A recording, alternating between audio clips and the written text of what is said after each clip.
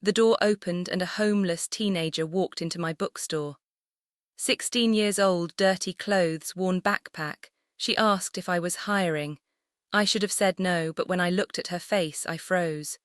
She looked exactly like someone I knew, someone I hadn't spoken to in 2 years. And when she told me her mother's name, my heart stopped because I knew that name. I knew it from 17 years ago. I hired her on the spot, gave her a place to sleep, but I didn't tell her why.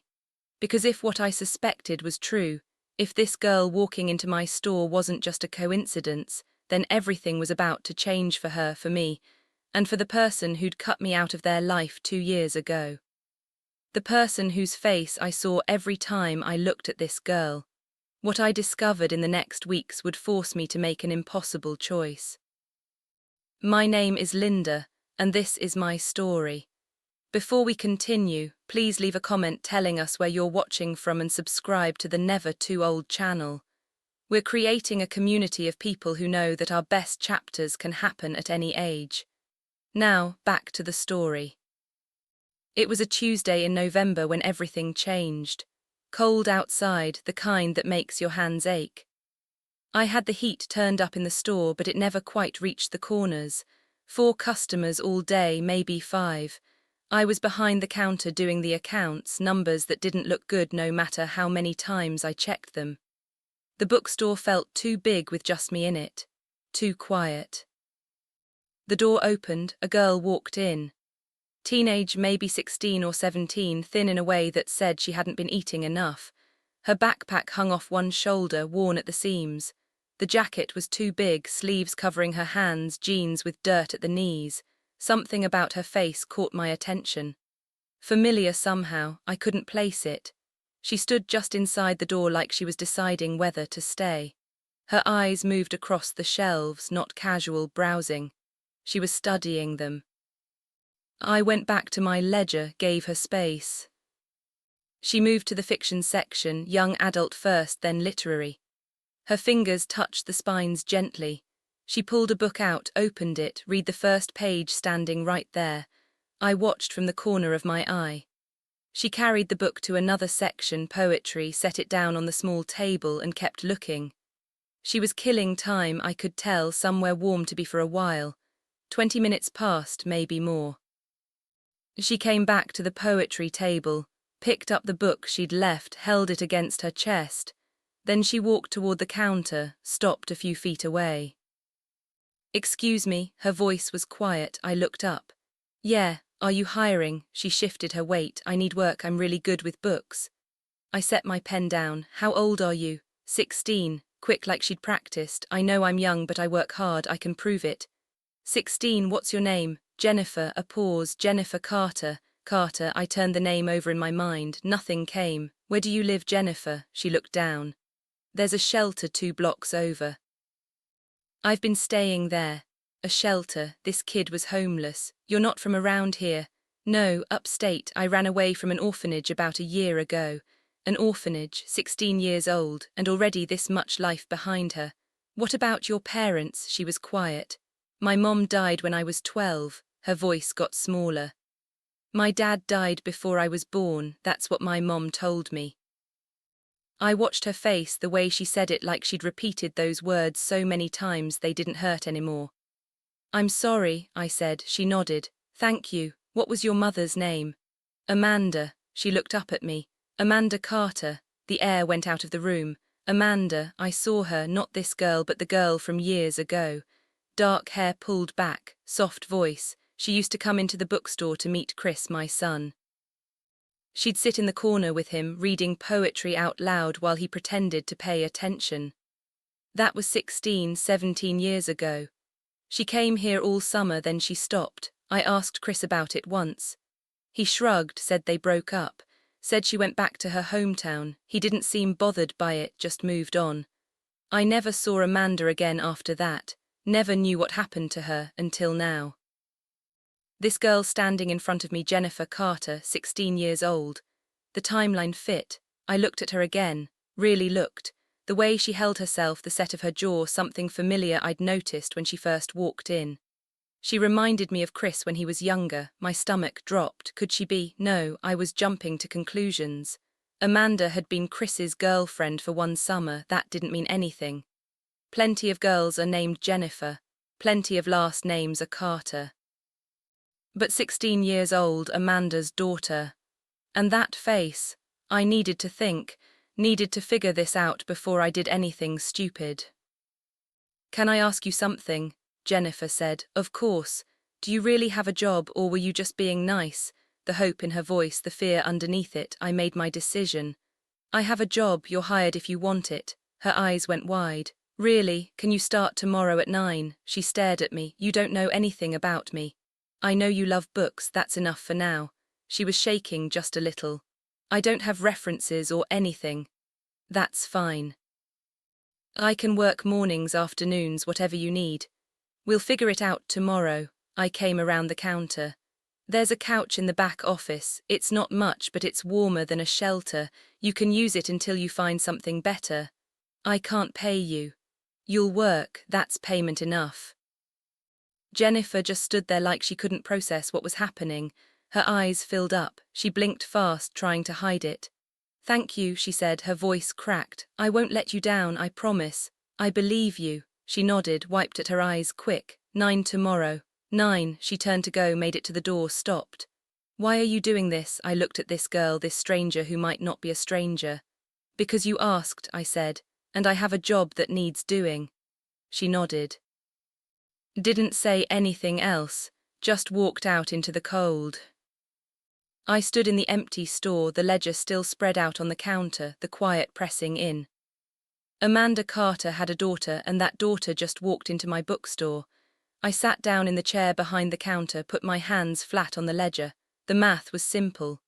Chris dated Amanda 17 years ago, maybe 16. Jennifer was 16 now. It could be coincidence or it could be something else. I didn't have proof, just a gut feeling and a familiar face.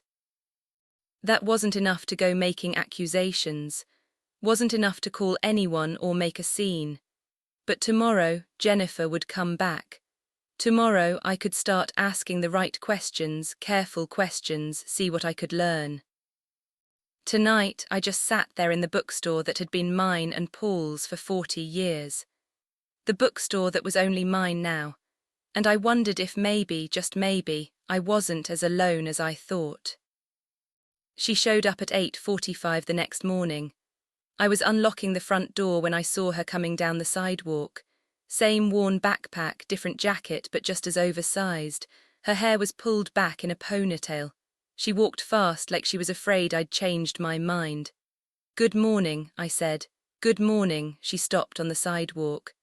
"I'm not too early, am I?" "Not at all, come on in." She followed me inside. I turned on the lights, the overhead fixtures flickering before they caught. The store looked better in the morning light coming through the front windows, dust motes floating in the air. "Have you had breakfast?" I asked. She hesitated. "I'm fine." That meant no. "There's a coffee shop next door, go get yourself something. Tell Marco I sent you, he'll put it on my tab." "I don't need. You can't work on an empty stomach. Go, I'll be here when you get back." She went. I used the time to clear off the desk in the back office, moved boxes of inventory. The couch was old, the cushions sagging, but it was clean. I found a blanket in the storage closet, a pillow that smelled like mothballs but would do. Jennifer came back 15 minutes later with a coffee and a muffin wrapped in paper. "Thank you," she said. "I'll pay you back when I get paid. Don't worry about it." I spent the morning training her, how to work the register, how the shelves were organized, fiction alphabetical by author, non-fiction by subject, the poetry section in the back corner where the light was best. She learned fast, asked good questions, wrote things down in a small notebook she pulled from her backpack. "Do you get a lot of customers?" she asked. "Not like we used to. People buy books online now." "That's sad." "It is what it is." She ran her hand along a shelf of hard covers. "These are beautiful, though. You can't get this from a screen." I liked her already. By lunch, I let her handle the register while I did inventory in the back. I watched through the doorway. She was careful with the customers, polite. She recommended books to a woman looking for something for her daughter. During a slow stretch in the afternoon, I found her sitting on the floor in the poetry section, her notebook open. She was writing something, then crossing it out. "What are you working on?" I asked. She looked up, startled. "Nothing, just," she closed the notebook. "Stories, I guess." "You write, sort of, it's stupid." "It's not stupid," she shrugged. "Books were kind of my friends when I was younger, when things got bad at home." I sat down on the step stool near her. "What happened at home, Jennifer?" She was quiet for a long time, picked at the edge of her notebook. "My mom had problems," she finally said. "Drugs mostly. It started after I was born. I don't really remember a time before it." "I'm sorry." "I took care of her when I was old enough, 10 maybe. I'd find her passed out on the couch or in the bathroom. I got good at hiding things from the neighbors, making excuses." She said it flat, like she was reading from a list. "That's a lot for a kid to handle." "I didn't have a choice." She looked up at me. "I found her when she died. I was 12. Came home from school and she was in the bathroom. I called 911, but she was already gone." My chest tightened. "Jennifer, it's okay, it was 4 years ago." She closed her notebook. "After that it was foster care, then the orphanage. That place was awful, cold, they didn't care about us, we were just numbers." "So you left?" "Yeah, last year I turned 15 and I just walked out, been on my own since." She said it like it was simple, like being homeless at 15 was just another thing that happened. I understood loss, I understood loneliness. It hit me then, sitting on that step stool in the poetry section. Jennifer's story settling into my bones. I'd been alone too. 2 years ago my world fell apart. Paul died on a Thursday morning, heart attack. Sudden, no warning, I woke up and he was already gone in the bed next to me. Just gone. We'd been married 40 years, built this bookstore together from nothing.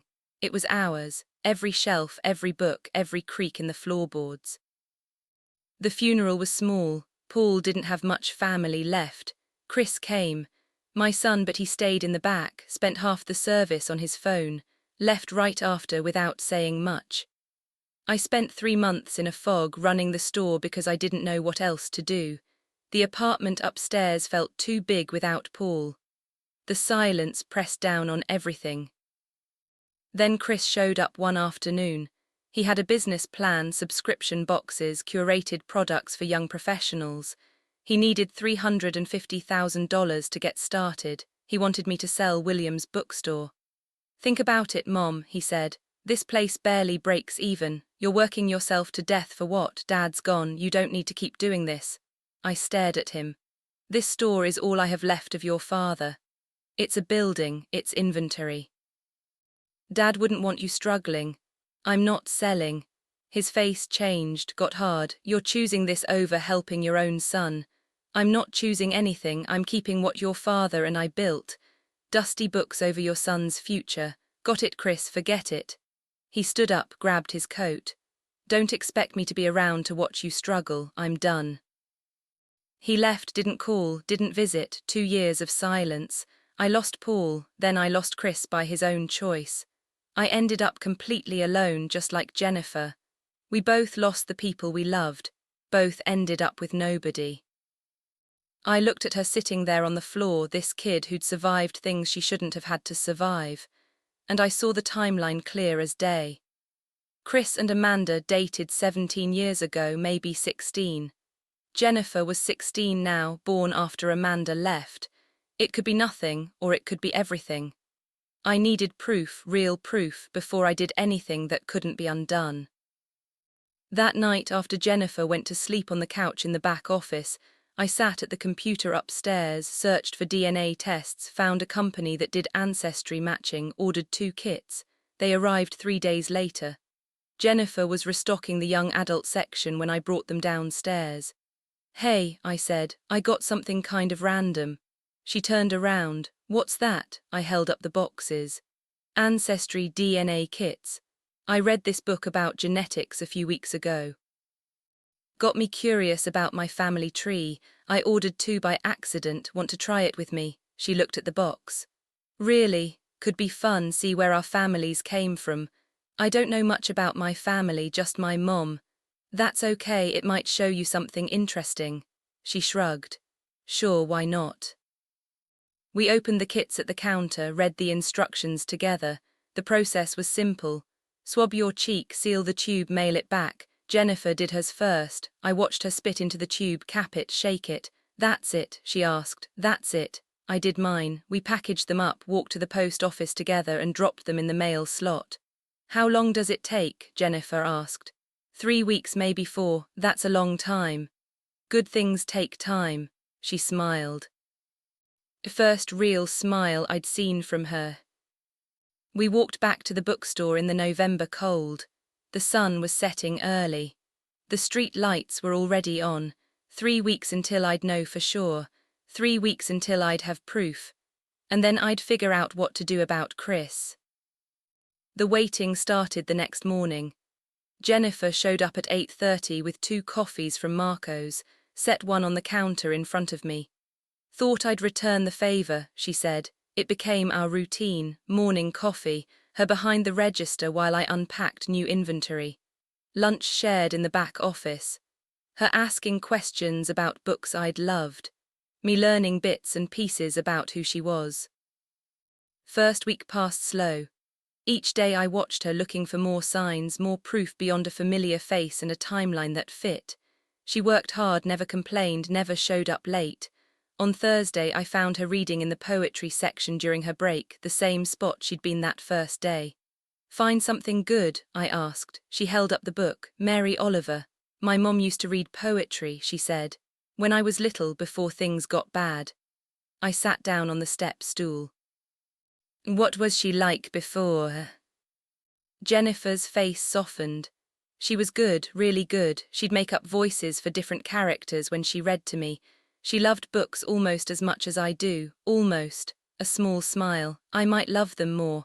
What happened to her? I mean, what changed? Jennifer closed the book, ran her finger along the spine. I think she was sad, my whole life probably. Her parents kicked her out when she got pregnant. She was 20. She tried to make it work, but I don't think she ever stopped being heartbroken about it. 20, same age Amanda was when Chris dated her. The drugs started when you were young. Yeah, I remember being maybe 5 or 6, finding needles in the bathroom, not knowing what they were. She paused. By the time I was 10, I was the one taking care of her. That's too much for a kid. I didn't have a choice. She opened the book again, stared at the pages without reading. But there were good days, days when she'd be clean for a week, sometimes 2. She'd take me to the library. We'd check out stacks of books. She'd read poetry to me at night. What kind? All kinds. Neruda, Dickinson, Frost. She had this old collection, torn cover, pages falling out. She gave it to me right before Jennifer stopped. Right before things got really bad, told me to keep it safe. Do you still have it? She nodded, reached into her backpack and pulled out a small book. The cover was held together with tape, pages yellowed and bent. I carried it with me everywhere, on the streets, in the shelters. It's the only thing I have from her. She handed it to me. I opened it carefully. Inside the front cover, written in faded ink, for my Jennifer, love finds a way, Mom. My throat tightened. This is beautiful. She wrote that when I was 11, a few months before she died. Jennifer took the book back, held it close. Sometimes I read it and tried to remember her voice. The way she'd emphasize certain words, make them sound like music. Is that why you write, to remember her? Kind of. She put the book away. I write the version of her I wish I'd had, the mom who stayed clean, who took care of me instead of the other way around. It's stupid. It's not stupid, it's survival. She looked at me. That's exactly what it is. The second week, Jennifer suggested we reorganize the young adult section. It's popular right now, she said. If we move it to the front window, more people might come in. She was right. We spent 2 days rearranging. She made little handwritten signs, recommendations for different age groups. Within 3 days, we'd sold more young adult books than we had all month. You're good at this, I told her. She shrugged. I just know what I would have wanted when I was younger, a place that felt like it was for me. On Wednesday of that week, an older couple came in looking for a book club recommendation. Jennifer suggested a few titles, explained why each one would work, They bought 3 books and asked if we hosted book clubs. Not currently, I said. After they left, Jennifer turned to me. Could we host a book club? You want to run it? I could try, once a month maybe. We could use the space in the back. Let's do it. Her whole face lit up. Really? Really? She threw herself into planning, made flyers, posted them around the neighborhood. By Friday, 6 people had signed up. I watched her with customers that week. She had a way with people, made them feel seen. An older man came in looking for something to read to his grandson. Jennifer spent 20 minutes with him, pulling books, explaining why each one mattered. You remind me of my daughter, he said when he left. She used to love books like this. Jennifer smiled, but after he left she got quiet. You okay? I asked. Yeah, she restocked a shelf. It's just weird, people being nice. You're not used to it. On the streets you learn pretty fast who to trust. Most people look through you like you're not there. She paused. In the shelters it's worse, everyone's so angry, so tired, you keep your head down and stay out of the way. What was the worst part? She thought about it. The fear, I guess, never knowing if someone was going to hurt you, take your stuff. I slept in doorways sometimes, library bathrooms, anywhere that felt safe for a few hours. How did you survive? I was careful, stayed in public places during the day, avoided certain streets at night. She looked at me. I got lucky mostly, could have been a lot worse. The 3rd week, Jennifer asked me something I wasn't expecting. Why are you doing this? We were closing up, counting the register. Doing what? Helping me, letting me stay here, you don't know me. I'm getting to know you, but why? Most people would have said no, sent me back to the shelter. I stopped counting, looked at her. Do you want the truth? Always. I was alone for a long time before you walked in here. This store felt empty. I felt empty. I folded a $20 bill, added it to the stack. You reminded me what this place was supposed to be, a place where people who love books can find each other. She was quiet for a moment. I keep waiting for you to change your mind, tell me to leave. I'm not going to do that. People always leave, or I leave, that's how it works. Not this time. She nodded, didn't look convinced. That weekend, I started checking the DNA website multiple times a day, refreshing my email every 15 minutes. The results posted on a Monday morning, 3 weeks and 2 days after we'd mailed the samples. I saw the notification on my phone while Jennifer was restocking the mystery section. My hands shook when I opened my laptop. There it was, clear as day. Granddaughter match, Jennifer Carter. I stared at the screen, read it again. She was Chris's daughter. I printed the results. My printer jammed twice before it worked. Jennifer, my voice sounded strange. She came around the corner. Yeah, can you come here for a second? She walked over, looked at my face. What's wrong? The DNA results are in. Oh, she brightened. What we get? I pulled up the website on the laptop, turned it toward her. Look at this. She leaned in, read the screen, her face changed, confused first, then shocked. Grandmother match. She looked at me. I don't understand. How is this possible? I took a breath. I have a son. His name is Chris. He's 38. She stared. 17 years ago, he dated your mother, Amanda Carter. That summer, she used to come here to meet him. Then she left, went back to her hometown. I never saw her again. Jennifer's mouth opened, closed. You're saying he's your father, but my mom said he was dead. She lied, probably to protect you. Jennifer sat down hard in the desk chair. I have a father. Yes, he's alive. Yes. She looked up at me, tears in her eyes. Do you think he knows about me? I don't know, but I'm going to find out. When? Soon. I need to talk to him first. I stopped.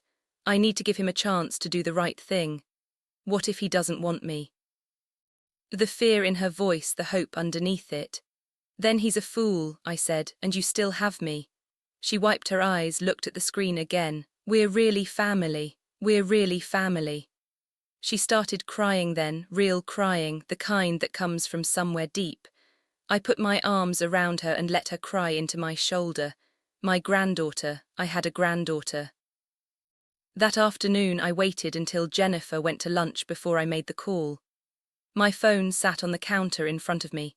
Chris's number still saved. 2 years since I'd used it. I picked it up, put it down, picked it up again. What was I supposed to say? Your daughter is here, the one you didn't know existed. Actually, maybe you did know, maybe you knew and never cared. I dialed before I could talk myself out of it. It rang 4 times, I almost hung up. Mom, his voice same as always, impatient. Chris, I need you to come to the bookstore. Silence on the other end. Why? I need to talk to you about something in person. I'm busy, it's important, so tell me now. I gripped the phone. Do you remember Amanda Carter? Another silence, longer this time. What? Amanda Carter, you dated her 17 years ago. Why are you? He stopped. Why are you bringing her up? Just come to the bookstore today if you can. Mom, I don't have time for, make time. My voice came out harder than I meant. This isn't something we can do over the phone. He sighed, heavy and annoyed. Fine, I can be there at 4. 4 works. He hung up without saying goodbye. I stood there holding the phone, my hands were shaking. Jennifer came back 20 minutes later with a sandwich from the deli down the street. You okay? She asked. You look pale. I called him. She set the sandwich down. And, he's coming at 4. Her face went through about 10 emotions at once. Hope, fear, excitement, dread. Should I be here? She asked. Maybe stay in the back office, let me talk to him first. What if he's happy? What if he wants to meet me? Oh, the hope in her voice killed me. Let's just see what he says. 4 o'clock came too fast and not fast enough. Jennifer disappeared into the back office 15 minutes early. I heard her pacing, the floor creaking under her feet. At 4:03, Chris walked in. He looked the same. Same haircut, same expensive jacket. He glanced around the store like he was seeing a stranger's business, not the place he grew up in. Mom, a nod, not a hug. Chris, thanks for coming. You said it was important. He stayed near the door. So what's this about Amanda Carter? I locked the front door, flipped the sign to closed. We should sit. I'd rather stand. Fine, we'd do it his way. Amanda had a daughter, I said. 16 years old, her name is Jennifer. His face didn't change. Okay, and she's your daughter. His face changed. That's not possible. It is possible, it's true. Amanda and I broke up, she left. She left because she was pregnant with your baby. Chris shook his head. No, she would have told me. Would she, or would she have been too scared, too hurt? He looked away, jaw tight. This is insane. I pulled the DNA results from under the counter, unfolded them, set them in front of him. These are DNA test results. Jennifer took one, I took one. She's my granddaughter, which makes her your daughter. He stared at the paper. I watched his eyes move across the words, the numbers, the match percentage. Where did you get this? Does it matter? You tested some random kid without telling me. She's not some random kid, she's Amanda's daughter, your daughter. Chris pushed the paper away. I don't believe this. The science doesn't lie. Then it's wrong, labs make mistakes. Chris, no. He stepped back. Why are you even telling me this? The coldness in his voice, like we were talking about a stranger, not his own child. Because she deserves to know her father, I said. Amanda died 4 years ago, overdose. Jennifer was 12, she's been in foster care in an orphanage. She ran away last year, she's been homeless. Nothing, no reaction at all. She's 16 years old, I continued. And she's been through hell, the least you can do is meet her. I don't want to be a father, he said it flat. Simple, like it was obvious. My stomach turned. What? I never wanted kids, I made that clear back then. You told Amanda that. Yeah, when she started talking about the future, I told her I wasn't interested. That's probably why she left. He said it like it was reasonable, like abandoning a pregnant woman was just a difference of opinion. So you knew, I said, you knew she was pregnant. Yeah, she told me. I told her I didn't want anything to do with it. I was clear about that. That's why she left, before I had to deal with it. Deal with it, like Jennifer was a problem to solve. She's a person, Chris, a kid, your kid. I have my own life. He crossed his arms. I'm not doing this. You won't even meet her. No, she's right here in this store working for me. His eyes flicked toward the back, then back to me. I don't care. How can you say that? Because it's the truth. He grabbed his keys from his pocket. Find someone else to guilt trip, Mom. I'm not interested in playing happy family. This isn't about playing anything, this is about a girl who deserves. What, a father who doesn't want her, that'll be great for everyone. You're unbelievable. No, I'm honest. He turned toward the door. Amanda made her choice, she had the kid, that was on her, not me. Don't contact me about this again. He unlocked the door, walked out, didn't look back. I stood there in the empty store, the DNA results still on the counter, the silence pressing down. That was it, that was my son. I heard the back office door open, footsteps on the old floor. Jennifer appeared in the doorway, her face told me she'd heard everything. He doesn't want me, she said, not a question. Jennifer, it's okay. She wiped her eyes fast. I figured. It's not okay, he should want you, he should have. It's fine. Her voice cracked, I'm used to it. I came around the counter, pulled her into a hug. She cried quietly, the kind of crying you do when you're trying not to bother anyone. I'm sorry, I said, I'm so sorry. You tried, that's more than most people would do. He's wrong, you know that, right? This isn't about you, it's about him being selfish and cruel. She nodded against my shoulder. My mom was right, she told me he was dead, she was protecting me. She loved you. I know. We stood there for a long time, the store quiet around us, the afternoon light fading through the windows. Finally, Jennifer pulled back, wiped her face. So what now? She asked. Now you stay here with me, this is your home. You don't have to. I want to. I held her shoulders, looked her in the eye. You're my granddaughter, your family. Chris doesn't get to decide that. What if he changes his mind? Then we'll deal with it, but I'm not holding my breath. She nodded, tried to smile. Can I ask you something? Anything. Do you think something's wrong with me, like why doesn't he want me? My heart broke. There's nothing wrong with you, not one single thing. He's broken, not you. Are you sure? I've never been more sure of anything. She hugged me again, tighter this time. Thank you, she whispered. For trying, for caring. You don't have to thank me. I do, though. We stayed like that until the light outside turned purple. Until the street lights came on, until the world felt a little less sharp. Jennifer went upstairs to lie down. I stayed in the store, cleaned up, put the DNA results in a drawer. Chris didn't want his daughter. Fine. I did, and that was going to be enough. The next morning we moved Jennifer's things upstairs. She didn't have much. The backpack, the poetry book, 3 changes of clothes, a toothbrush still in its package from the shelter. That's it, I asked. She shrugged. Easier to run when you don't have stuff weighing you down. You're not running anymore. She looked at me, nodded. I showed her the spare bedroom, Paul's old office. I'd cleared it out the week before, put fresh sheets on the bed, hung curtains. This is mine, she asked. All yours. She set her backpack on the bed, ran her hand along the quilt. I haven't had my own room since I was 12. Well, you have one now. That night I heard her moving around at 3 a.m, found her standing in the kitchen. Can't sleep, I asked, not used to it being quiet or warm. She poured herself water. At the shelter there's always noise, people coming and going, doors slamming. You'll get used to it. Yeah, she drank the water. Thank you for this, for everything. Your family. This is where you belong. She smiled, went back to bed.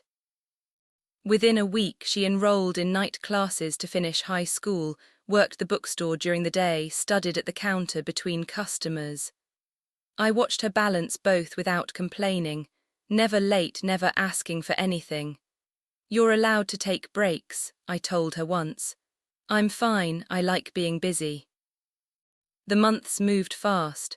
Her first book club meeting brought in 8 people. By the 3rd month we had 20 regulars. Jennifer led discussions like she'd been doing it for years. Asked questions that made people think, made everyone feel heard. The bookstore started bringing in more money. Not a lot, but enough that I could pay Jennifer a real wage, not just room and board. You don't have to, she said when I handed her the first check. Yes, I do, you work, you get paid. She stared at the check like she'd never seen one before. Spring turned to summer, summer to fall.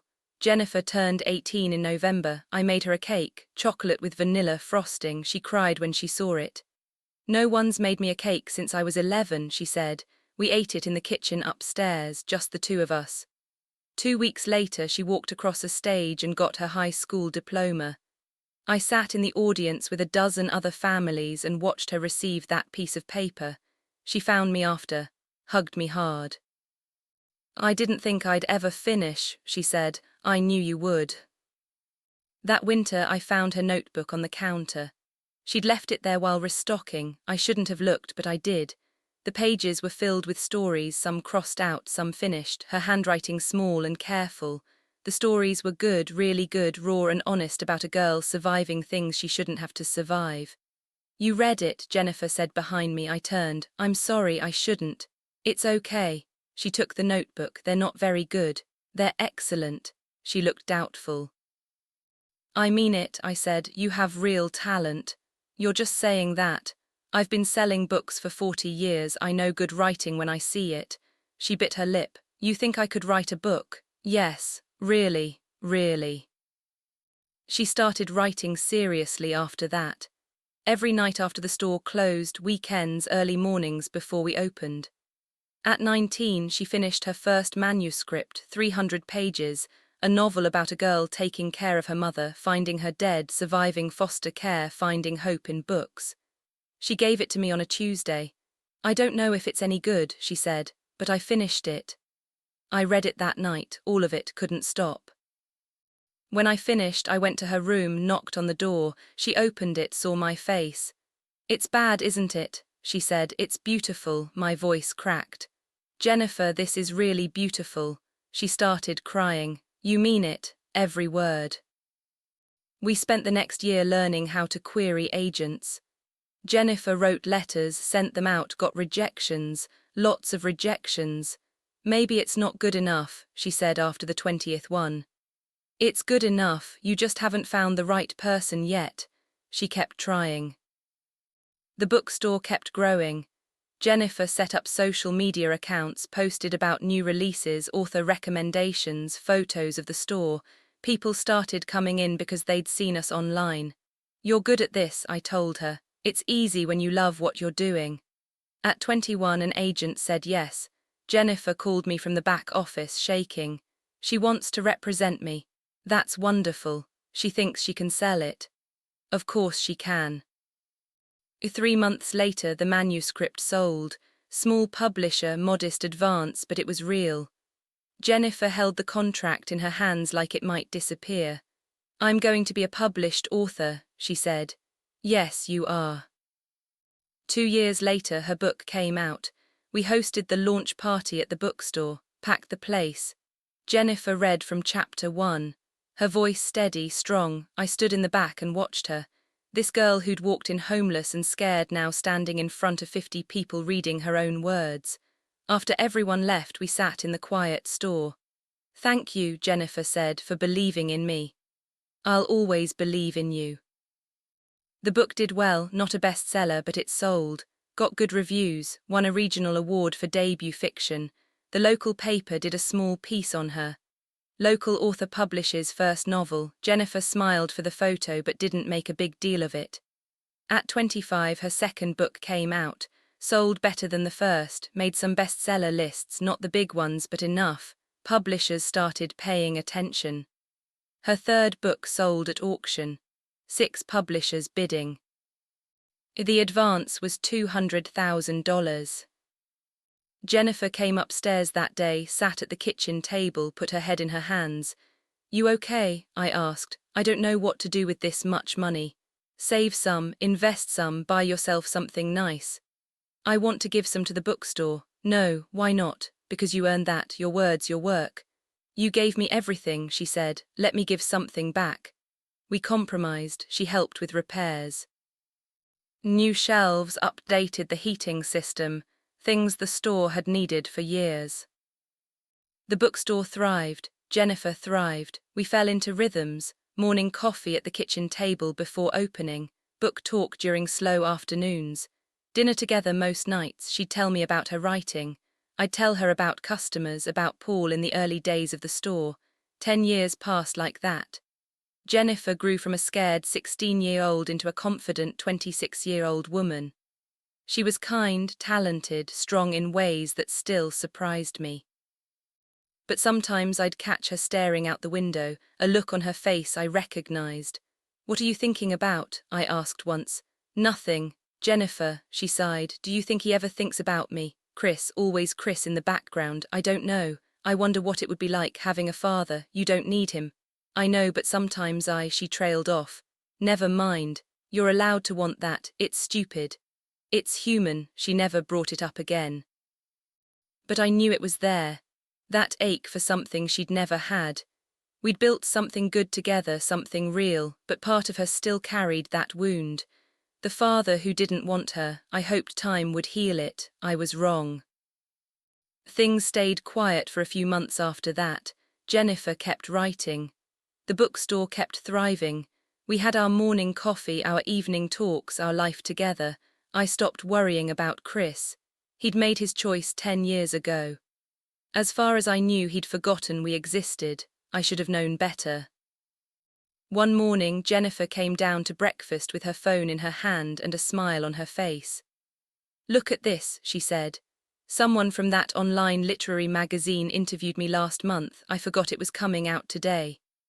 I took the phone, read the headline, "From Homeless Teen to Best-Selling Author, Jennifer Carter's Inspiring Journey." There was a photo of Jennifer in the bookstore, surrounded by shelves, smiling. The article told her whole story. Amanda, the drugs, finding her mother dead, foster care, the orphanage, running away, a year on the streets, then finding William's bookstore, finding me. It mentioned the $200,000 advance, her rising career, how she'd been raised by her grandmother, Linda Williams. "This is good," I said, but my stomach tightened. "They want to do a podcast interview next month," Jennifer said. "Isn't that crazy?" "That's wonderful." She took her phone back, scrolled through comments, people congratulating her, saying her story inspired them. I drank my coffee, tried to ignore the feeling in my gut. The message came 2 days later. Jennifer was restocking the poetry section when her phone buzzed. She pulled it out, stared at the screen. Her face went pale. "What is it?" I asked. She didn't answer, just kept staring. I walked over. "Jennifer, he messaged me." Her voice was barely a whisper. "Who?" "Chris, my father." My blood went cold. "What?" She held up the phone. I read the message. "Hi, Jennifer, I'm Chris Williams. I'm your father. Your grandmother told me about you a few years ago, and I wasn't ready then. I was wrong. I've regretted it every day since. I'd like to meet you if you're willing. I'm so sorry." I handed the phone back. "Don't answer that." "What? Don't answer it. Block him." "Why would I block him?" "Because he wants something." Jennifer's face changed. "You don't know that." "Yes, I do. He saw that article, saw you're successful now. He's interested. Maybe he's changed. People like Chris don't change. You don't know him anymore. It's been 10 years. I know him better than anyone." Jennifer put her phone in her pocket. "People deserve second chances. Not him." "Why?" "Because he hurt you, or because he didn't want me. Both. Well, maybe I want to give him a chance anyway." We stared at each other. First real fight we'd ever had. "If you do this," I said, "he's going to hurt you. Or maybe he's genuinely sorry. Maybe he wants to be in my life. He abandoned you before you were born. And maybe he regrets it. The message says he regrets it." "Words are easy, Jennifer. So I shouldn't believe anyone who apologizes." "You shouldn't believe him." She turned away. "I'm going to answer him." "Don't. It's my choice." She walked to the back office, closed the door. I stood there in the poetry section, surrounded by books about love and loss and betrayal. This was going to end badly. I knew it in my bones. The first coffee meeting happened 3 days later. Jennifer came home glowing. "He was so nice," she said. "He apologized for everything, said he was young and scared, that he's thought about me for years." "What else did he say?" "He asked about my writing, about my books. He seemed really proud." "Of course he did. Are you going to see him again?" "He asked if we could meet next week. Is that okay? You don't need my permission." "I know, but I don't want you to be upset." "I'm not upset. I was terrified. I just want you to be careful." "I will be." The meetings became regular, once a week, then twice. Coffee turned into dinner. Dinner turned into lunch on weekends. Jennifer texted me updates. "He's so funny. He told me about his startup ideas. He asked to see my manuscript. I watched from a distance, waited for the other shoe to drop. After a month, Chris started showing up at the bookstore, always when I wasn't there. Jennifer would mention it later. Dad stopped by today. Dad, she was calling him Dad now. What did he want? Just to say hi. He bought a book, one of mine. How nice. You don't like him being around. I don't trust him. You don't trust anyone. That's not true. You've been alone for so long, you forgot what it's like to let people in. That's strung. I let you in. Because you had to. I needed help. That's not why. Then why don't you want me to have a father? I want you to have a father who actually cares about you, not someone who showed up the second you became successful. Jennifer's face hardened. You're wrong about him. I hope I am. But I wasn't. 2 months in, Jennifer mentioned Chris to her literary friends, brought him to a book signing. He charmed everyone, told stories, made people laugh. I watched him work the room, saw how he positioned himself next to Jennifer, how he mentioned being her father to anyone who'd listen. He's really proud of you, one of Jennifer's friends told me. Is he? After 3 months, things shifted. Jennifer came home from dinner with Chris, quiet, thoughtful. Everything okay? I asked. He told me about a business opportunity. There it was. What kind of opportunity? Subscription boxes, he says. The market's coming back, better than it was 10 years ago.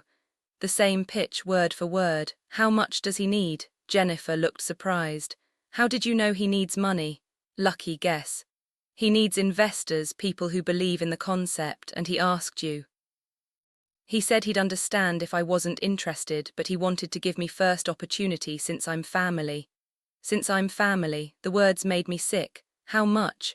100,000 to start, but he says the returns could be huge. Jennifer, I know what you're thinking, but he showed me the business plan. It's solid. Don't give him money. It's my money. I know, but please don't do this. He's my father. He's a con artist. Stop. Jennifer stood up. You never wanted me to have a relationship with him. You're trying to sabotage this. I'm trying to protect you. From what? From having a parent who actually wants me. He doesn't want you, he wants your money. You don't know that. Yes, I do. No, you just can't stand that someone besides you cares about me. That's not fair.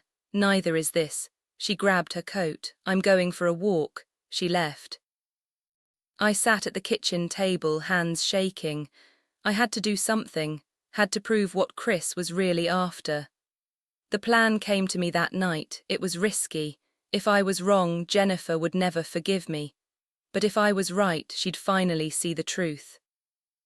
I called Chris the next morning. Mom, he sounded surprised. What's going on? I need to talk to you in person. About what? About Jennifer and money. Silence. Okay, when? Today, 4 o'clock, the bookstore. I'll be there. I hung up, texted Jennifer, I need you to trust me. Come to the bookstore at 4:15, don't come inside, wait in the back office, just listen, please. She texted back an hour later, what's this about? Please just do this one thing for me. Fine. At 3:45 I closed the store early, locked the front door. Jennifer arrived at 4, I let her in through the back. What's going on? She asked. Chris is coming, I'm going to talk to him, I need you to listen from the back office. Why? Because I need to prove something and you won't believe me unless you hear it yourself. This is crazy. Just listen, that's all I'm asking. She looked at me. You really think he's using me? I know he is, and if you're wrong, then I'll apologize to both of you. She went to the back office, left the door cracked. Chris arrived at 4:03. I let him in, locked the door behind him. What's this about? He asked. Sit down. He sat at one of the reading tables, looked around the store like he was appraising it. I've been thinking, I said, about what you said 10 years ago about selling this place. His eyes sharpened. Okay, you were right, I'm getting older, this is too much work. So you're ready to sell? Maybe, the property's worth more now, 450,000 at least. I watched his face, saw the calculation happening. That's good, he said carefully. I'll sell it, I said, and I'll give you all the money. What? Every penny, 450,000, maybe more if I get a good offer. He leaned forward. Why would you do that? One condition. What? You disappear from Jennifer's life completely, no contact, block her number, block her social media, walk away and never come back. Chris stared at me. You're serious. Dead serious. The money's yours if you leave her alone. She's an adult, she can make her own choices. Then make yours, the bookstore or your daughter. He was quiet for maybe 5 seconds. Deal. My heart sank. I'd hoped I was wrong. When do I get the money? He asked. I need time to list the property, a few months. How do I know you'll actually do it? How do I know you'll actually leave? He smiled, cold. I guess we trust each other. I guess so. I paused, out of curiosity. Why the yes, why not fight me on this? He shrugged. Be realistic, she'll get over it. She got this far without me, she doesn't really need a father. She wanted one though. Sure, but that's not my problem. And honestly, he looked around, she's got her books, her writing, that'll keep her busy. Kids don't need as much as people think. That's your daughter you're talking about. That's 450,000 you're offering.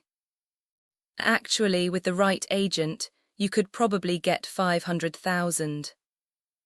Behind him, the back office door opened. Jennifer stepped out.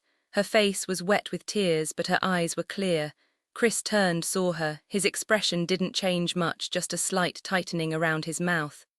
Hey Jen, he said, don't. Her voice was steady. Don't call me that. Look, this is exactly what it looks like. She walked closer. You were using me. I wasn't. You were, waiting for me to give you money the whole time. Every coffee, every dinner, you were just waiting. That's not true. Yes, it is, you said it yourself, I don't really need a father. Chris stood up. She set this up, she manipulated this whole conversation. She was right about you the whole time and I didn't believe her. Jennifer, come on, you're smarter than this. Yeah, I am, she crossed her arms. Get out. There's no bookstore money, is there? He looked at me. No, I said, his face went hard. This is ridiculous. I never wanted a kid then and I don't need this drama now. He grabbed his jacket. You two deserve each other. Stuck in this pathetic bookstore playing happy family. He walked to the door, unlocked it, slammed it behind him. Jennifer stood there shaking. I went to her, put my arms around her. She collapsed, sobbed into my shoulder. I'm sorry, I said. I'm so sorry you had to hear that. You were right about everything. I wish I'd been wrong. I really thought. She couldn't finish. I know, I'm so stupid. You're not stupid, you wanted a father, that's human. He never cared. No, he didn't. We stood there in the bookstore, just the two of us, the only family either of us needed. Thank you, Jennifer said finally. For what? For saving me from making a huge mistake. That's what family does. She pulled back, wiped her eyes. I love you. I love you too. Outside, the street lights came on. The world kept turning, but inside William's bookstore we had everything we needed. A year passed, we didn't hear from Chris, not a word. Jennifer blocked his number, blocked his social media. He was gone from our lives like he'd never been there at all. Good riddance. Jennifer's third novel hit the bestseller lists in the spring. Not just the small ones, the big ones, the New York Times, USA Today. Her face on displays in bookstores across the country. We celebrated with takeout Chinese food in the apartment, just the two of us, the way we liked it.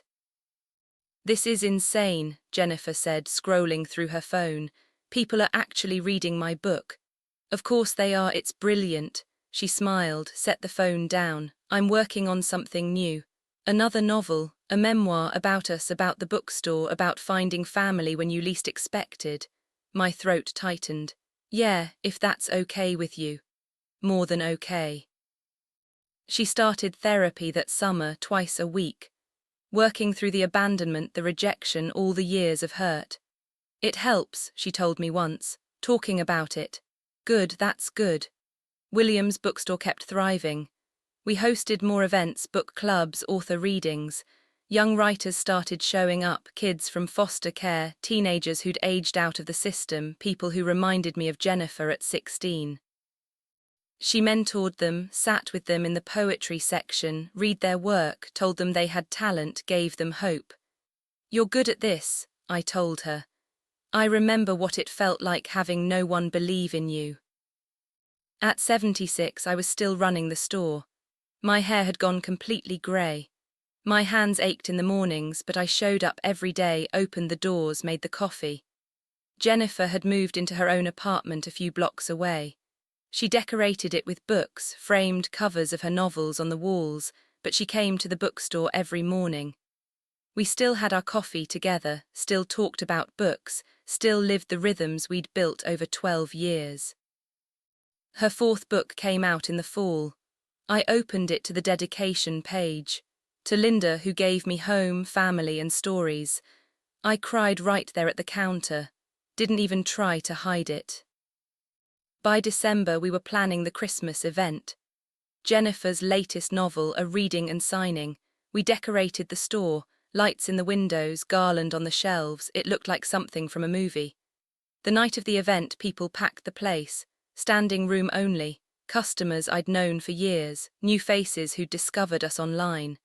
Young writers Jennifer had mentored, friends from her writing community. Jennifer stood at the front, read from chapter 3, her voice clear and strong. I stood in the back, watched her command the room.